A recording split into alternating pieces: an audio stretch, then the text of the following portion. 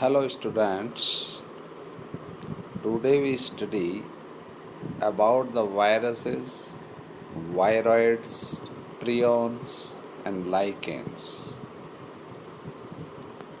In the five kingdom classification of Whitaker, there is no mention of lichens and some acellular organisms like viruses, viroids and prions. These are briefly introduced here. Students, Whittaker के classification में हमने देखा कि जितने भी organism अभी तक discovered हुए हैं उन्हें 5 किंगडम्स में क्लासिफाई किया, लेकिन उनमें किसी में भी इन ग्रुप्स ऑफ और इन वायरसेस को वायरॉइड्स या प्रियॉन्स एंड लाइकेंस को क्लासिफाई नहीं किया जा सका। यहाँ हम उनकी कुछ ब्रीफ स्टडी करते हैं। All of us who have suffered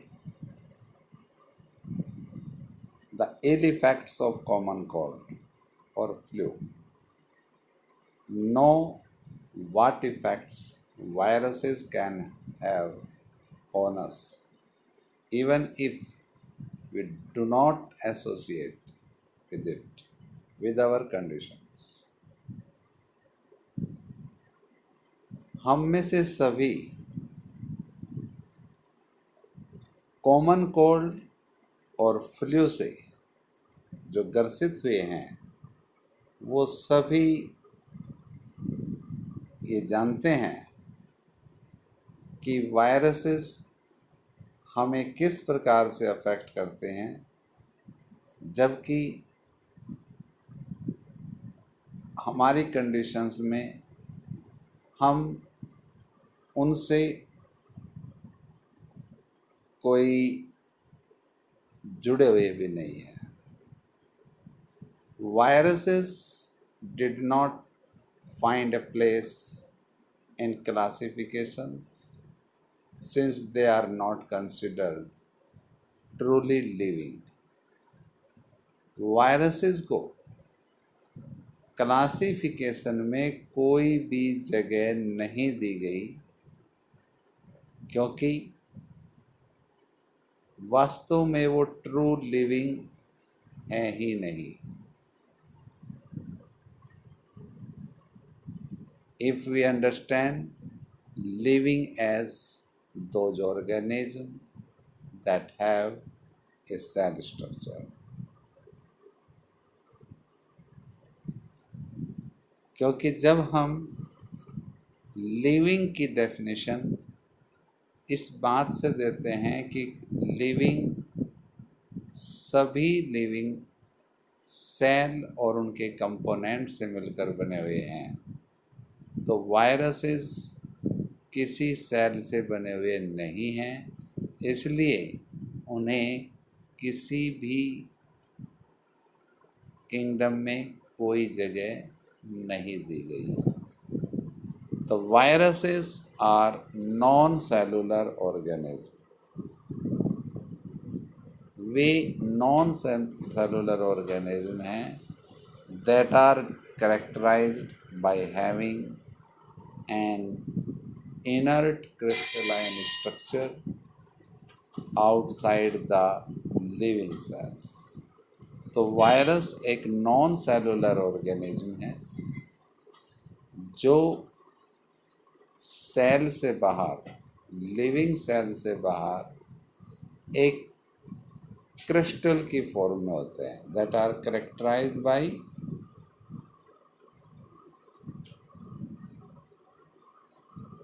inert crystalline structure outside the living cell.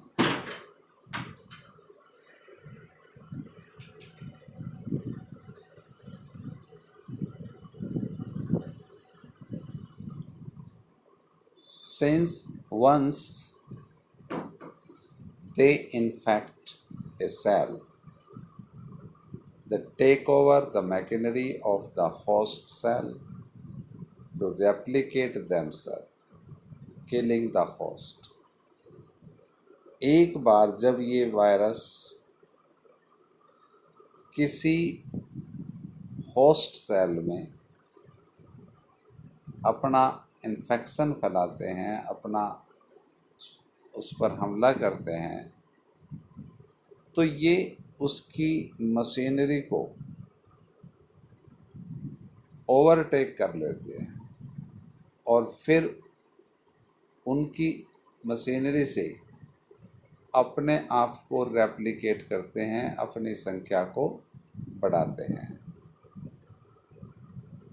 और जब इनकी बहुत अधिक संख्या हो जाती है सेल में, तो वो होस्ट मारा जाता है, उस होस्ट को मार देते हैं। What do you call viruses, living और नॉन लिविंग? अब वायरसेस लिविंग सेल से बाहर एक क्रिस्टलाइज पार्टिकल है, जबकि सेल के अंदर ये अपना रेप्लिकेट कर सकता है, तो हम इसे लिविंग कहे या non living. The name viruses that mean venom or poisonous fluid। जो वायरस वर्ड है, इसका शाब्दिक अर्थ है वेनम या फिर पॉइजनस फ्लूइड। और सबसे पहले ये वर्ड, ये नाम डी आइवेनस्की के द्वारा प्रपोज किया गया। Recognized certain microbes as causal organism of mosaic disease of tobacco। और उन्होंने ये पहचान की कि बहुत से माइक्रोब्स टोबैको में एक डिजीज उत्पन्न करते हैं, जिसे हम मोज़ेक डिजीज कहते हैं। These were found to be smaller than bacteria because they passed through bacteria proof filters।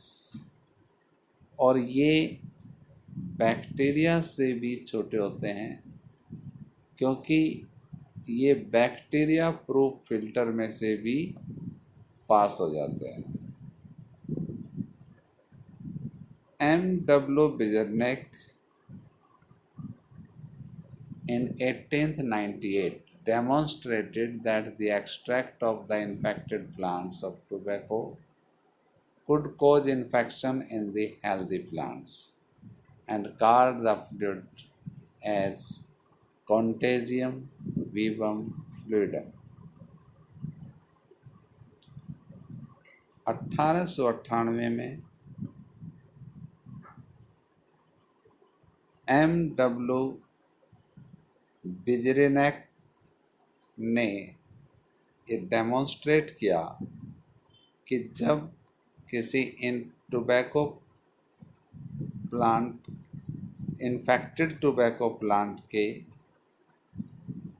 Extract को हम हेल्दी प्लांट्स पर स्प्रे करते हैं, तो वे प्लांट भी इन्फेक्टेड हो जाते हैं। अर्थात ये जो फ्लूइड है, ये उन प्लांट्स में बीमारी उत्पन्न कर देता है। इसलिए इस फ्लूइड के लिए उसने एक मतलब सेंटेंस दिया कि कॉन्टेजियम वीवम फ्लूइडम। अर्थात ये फ्लूइड जैसे ही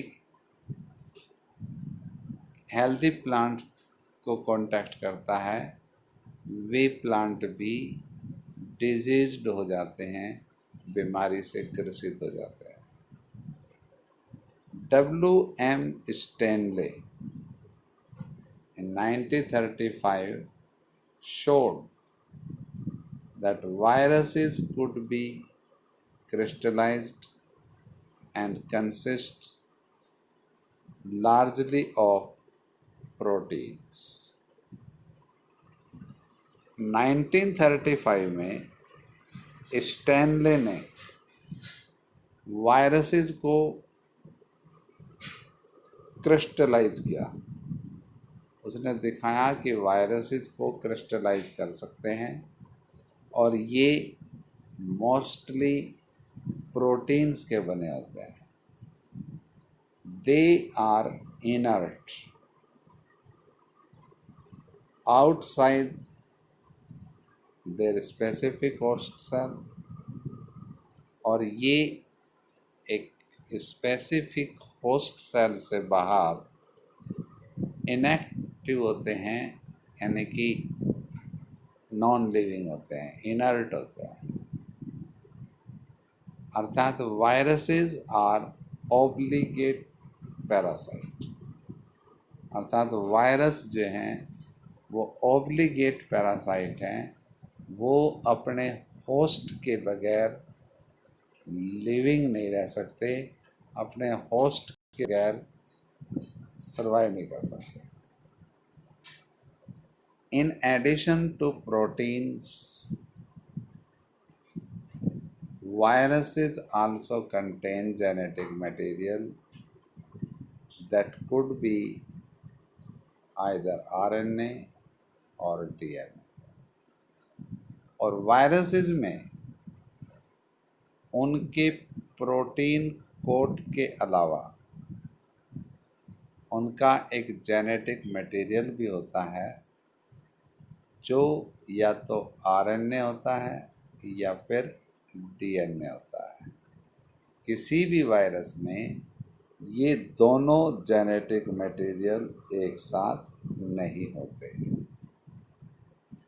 ए वायरस इज न्यूक्लियोप्रोटीन, अर्थात कोई भी वायरस वो एक तरह से न्यूक्लियोप्रोटीन, न्यूक्लियस यानी कि न्यूक्लिक एसिड और प्रोटीन का बना हुआ पार्टिकल होता है।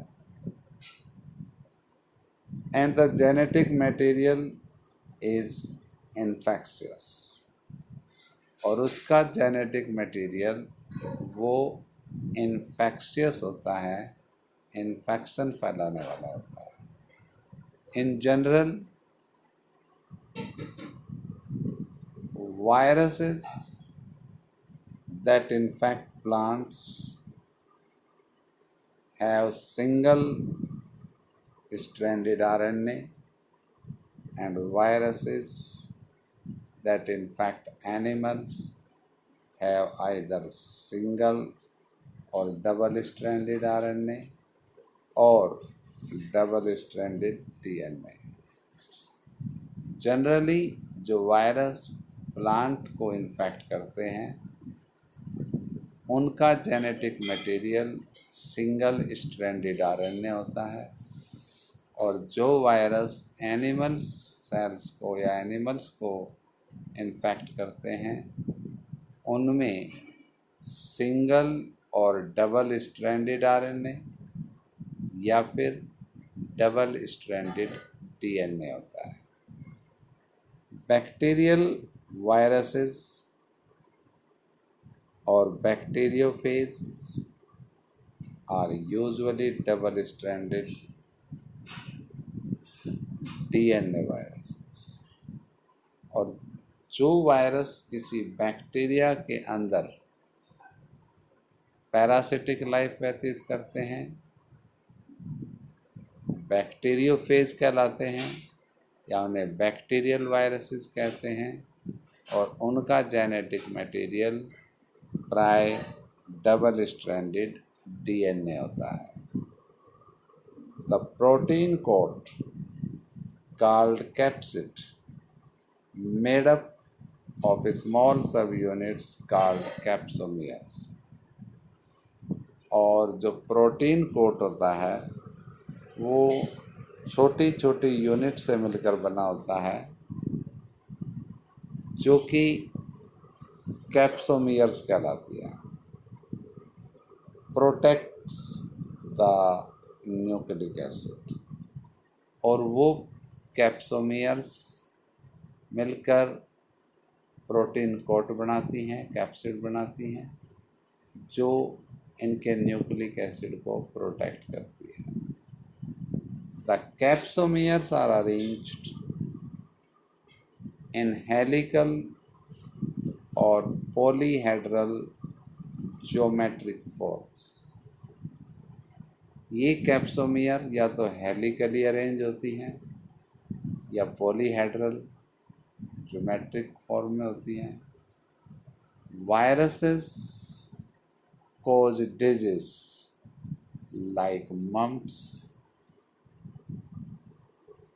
वायरस कुछ डिजीज उत्पन्न करते हैं जैसे mumps, smallpox, herpes and influenza.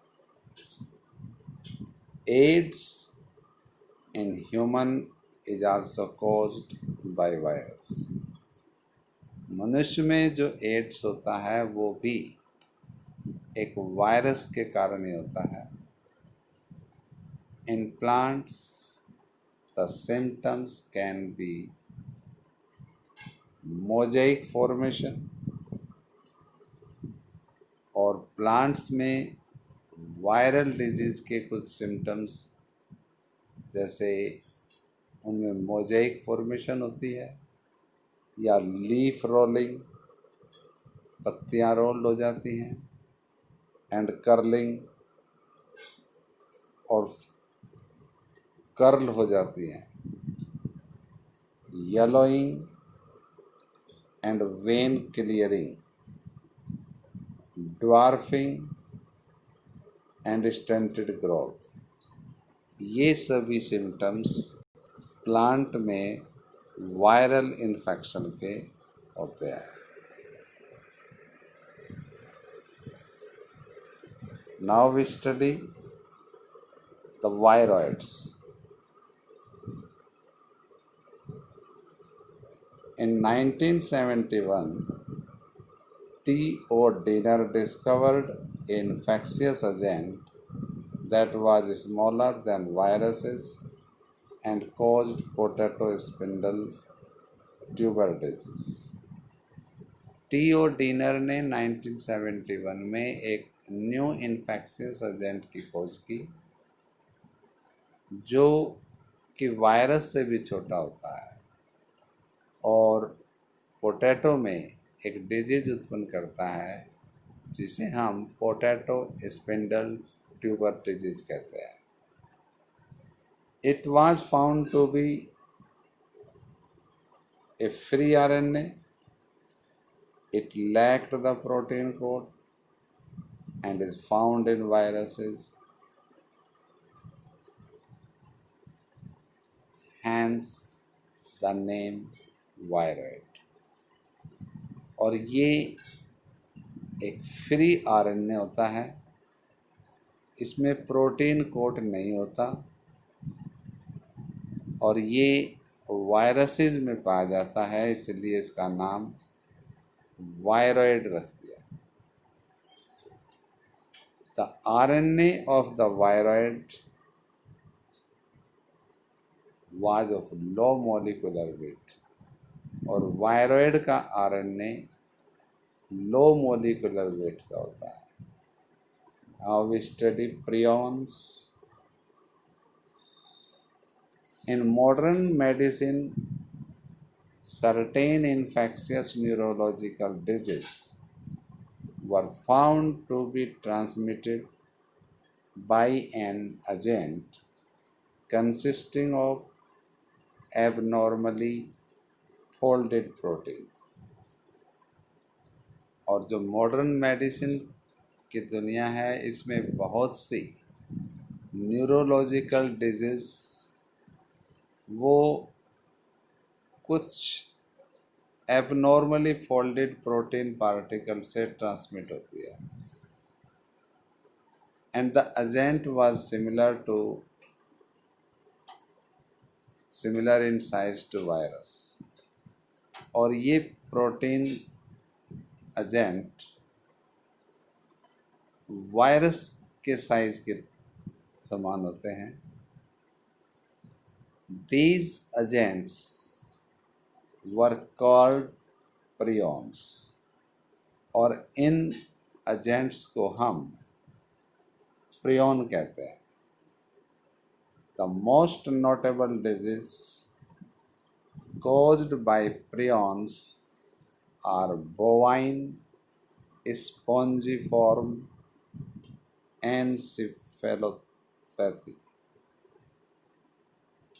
जो नोटेबल डिजीज है जो प्रियॉन्स के द्वारा होती है वो BSE, बोवाइन स्पॉन्जिफॉर्म एनसेफेलोपैथी, जिसे हम कॉमनली मैड काउ डिजीज कहते हैं in cattles, and its analogous variant Crom Jakob disease in human. मनुष्य में इसी तरह की एक डिजीज होती है जिसे CJD, क्रॉ जैकब डिजीज कहते हैं। Now at the last of this chapter we study about lichens. Lichen are the symbiotic association, mutually useful association between algae and fungi.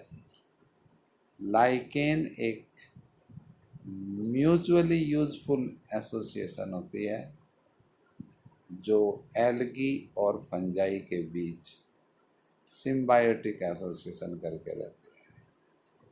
The algal component is known as phycobiont and the fungal component is known as mycobiont, which are autotropic and heterotropic respectively. और इसके दो component हैं। Algal component जो कि भोजन बनाता है, autotrophic है, उसे फाइकोबायोन्ट कहते हैं। और फंगल कंपोनेंट जो कि उसे न्यूट्रिएंट्स प्रोवाइड करता है, हेटेरोट्रोपिक होता है, उसे माइकोबायोन्ट कहते हैं।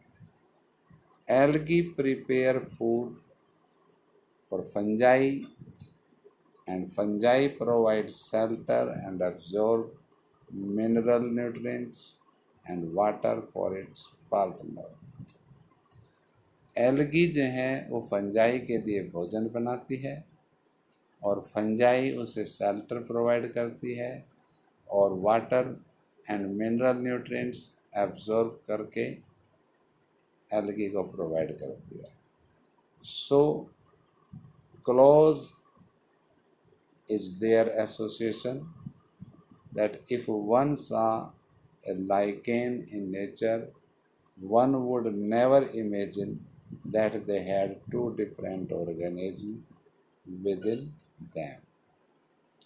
और ये इतने क्लोजली आपस में एसोसिएटेड होते हैं कि लाइकेन को नेचर में कोई ये इमेजिन नहीं कर सकता कि ये दो अलग अलग ऑर्गेनिज्म रह सकते हैं। Lichen are very good pollution indicator, और ये पोल्यूशन इंडिकेटर भी हैं। They do not grow in polluted areas. जैसे ही एटमॉस्फेयर में सल्फर डाइऑक्साइड की मात्रा बढ़ती है, पोल्यूशन बढ़ता है, तो ये लाइकेन सरवाइव नहीं करते, ये डिस्ट्रॉय होने लगते हैं। जिससे अंदाज़ा लगाया जाता है कि एटमॉस्फेयर वो पॉल्यूटेड है। Now this chapter is complete and you must do the exercise in your notebook and some practice the MCQ questions which we send later.